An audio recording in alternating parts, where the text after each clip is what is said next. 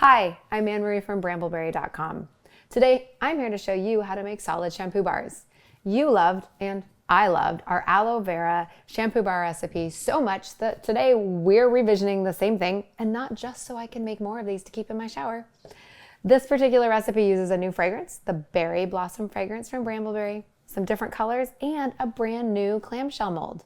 If you're unfamiliar with what a solid shampoo bar is, it's essentially gentle surfactants that are pressed into, yes, a solid formula, and there's no water involved. So when you use it, you literally just wet it, put it on your hair like this, and it foams up and bubbles up, and yes, it does clean.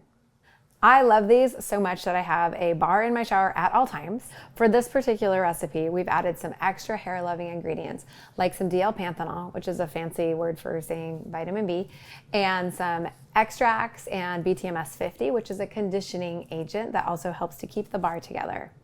The basis for this bar is Brambleberry's Bubble Boost and Foaming Bath Noodles. Bubble Boost and Foaming Bath Noodles are just fancy ways of saying gentle surfactants, sodium cocoyl isethionate and cocamidol betaine.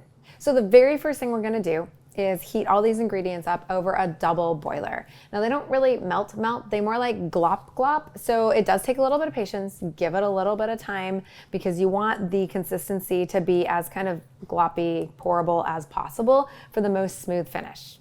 I'm gonna move all this stuff out of the way and get that going. Okay, so I have my double boiler set up here. The reason the double boiler is so important is because we need our surfactants to melt down gently. We don't want them to scorch.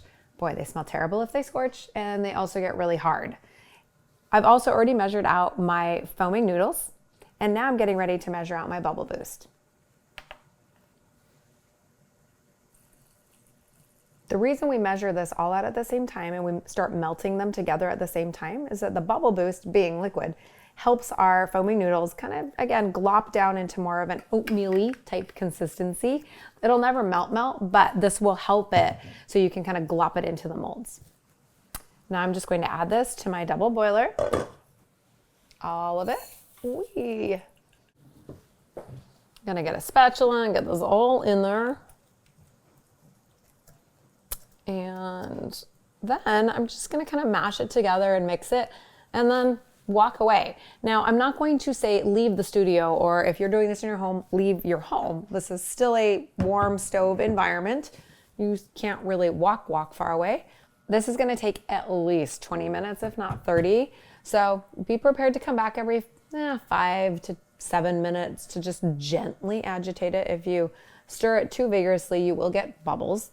So just kind of gently turn it over. Final thing before you walk away, go ahead and cover this so you trap the heat and trap any steam that might be coming off of our bubble booster. While this is softening up, I'm gonna go ahead and measure out my cocoa butter. And this time I'm using non-deodorized cocoa butter because it smells like chocolate. And it gives the recipe kind of a warm, I don't know, almost candy-ish smell. I love it. I'm gonna go ahead and melt this in the microwave on 30 to 60 second bursts. Once it's warm, I'm gonna come back and try and get the hot cocoa butter to melt my BTMS 50 because I like to melt this really gently. Otherwise, I find it kind of gets stinky. Start putting in my BTMS 50 and hope that the cocoa butter helps to melt most of it. So that didn't work. I'm gonna have to give this a couple bursts in the microwave, but at least we're not starting from total scratch. So this will melt down faster and more evenly. All right, this has fully melted. It is warm. I'm gonna set this aside. Now we're just gonna measure out our water-soluble products. So starting with our sodium lactate. And everything is done by weight because this is science and we want to make sure that we're completely accurate. And next is our water-soluble green tea extract. The green tea extract adds a really nice antioxidant ability to your conditioning shampoo bar.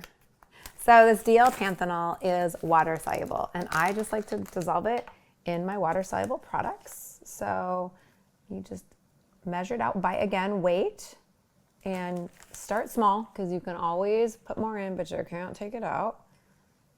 And then give it a quick stir once it's all in there. So this has been here for about, I don't know, 30 to 45 minutes. It's been stirred a few times. You can see it's very gloppable. It's certainly gloppable enough to put into our molds. And now it's time to add all of our liquids, including our fragrance and our color. I did overcolor just a little bit the last time, so I'm gonna go a little lighter because what you see is what you get when it comes to these colorants. You can always add more, can't take it out. Now it's time to add all of our liquids. And this will help in terms of the consistency. Now I'm adding my oil soluble products. So remember that's the BTMS 50 and the cocoa butter, and just stirring gently. Now I'm adding my water soluble products. Remember that's our DL-Panthenol and our extract. I'm gonna get a little spatula and get all of that DL-Panthenol out. And then I'll add my color and my fragrance.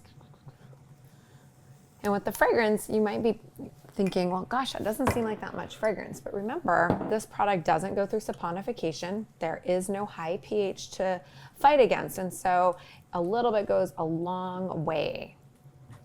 I am gonna measure out my fragrance because I wanna make sure I'm precise and accurate here. And this smells so good. It's like, I don't know, berries and blossoms. It does smell like flowers. It does smell a little bit like candy. I'm super excited to have it with my cocoa butter here because that cocoa butter gives it a really warm smell as well. Then once this is all mixed in, I'm going to add my colorant, and I'm just going to start with one singular drop.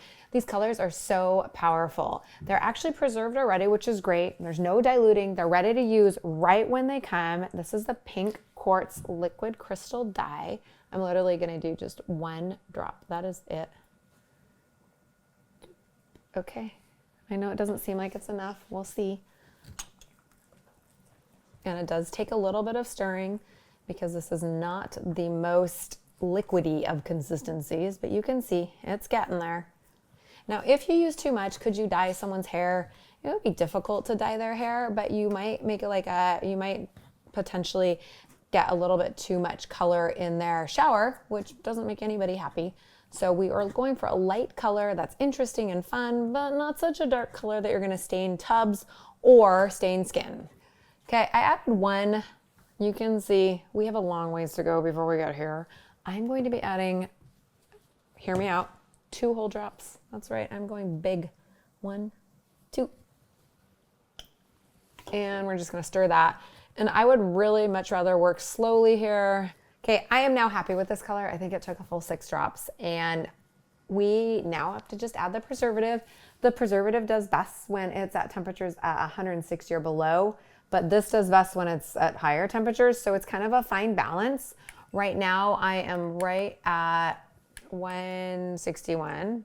161, see, look, 161. But that is on the outside, so the inside's probably just a little bit warmer. So I'm gonna pull this a little bit off the heat while I add my preservative and then get ready to glop. I've got my molds all ready to go, and they're opened up and sitting right here. I have my Geogard here, and I'm gonna go with 4 milliliters. And I turn this off so that way my temperature stays at 160 or below. I'm carefully setting that off to the side without the lid on. I will probably rue the day that I did that any second now when I knock it all over the counter. So I'm gonna mix this in really, really, really well. Since this is sitting in people's showers and staying wet, that's one of the reasons we want to preserve this, because a hot, moist environment is a really great place for microbes and bacteria to grow. And that's the last thing you want on your solid shampoo bar. So I find this easiest to do with a spoon, and then you kind of want to just put it down and tap it and then pack it. And so another reason you wear the gloves is because this product won't stick to your gloves, unlike your hands. So you're not burning yourself and it's not sticking. These are double wins. Much better. I overfilled the first one. Now that these are all in the molds, allow them to sit overnight before you even try to pop them out, and then let them cure, which basically means sit there for 3 to 7 days before using them, selling them, or giving them away. They get a little more hard. All the ingredients kind of keep congealing and really turning into something spectacular over that time period. So once you're ready to unmold, they actually pop out really easy. These are ones we made earlier. Obviously some cute different colors, and you can see they just literally fall out. I did not pre-release that at all. This one I'm gonna have to push out though. Oh, there we go. So if you like this video, give it a thumbs up below. Of course, subscribe to our channel. And I can't wait to hear what you think of this recipe after you make it. So let us know in the comments. Thanks so much, everyone. Happy soaping. Yay! And yes, new colors. Because I am Vanna. I used to dye my hair with Kool-Aid, you know that. She says conspiratorially to the camera. It's fine. I will have meditated for an hour with needles in my back. I'll be ready. Nope, I'm adding one.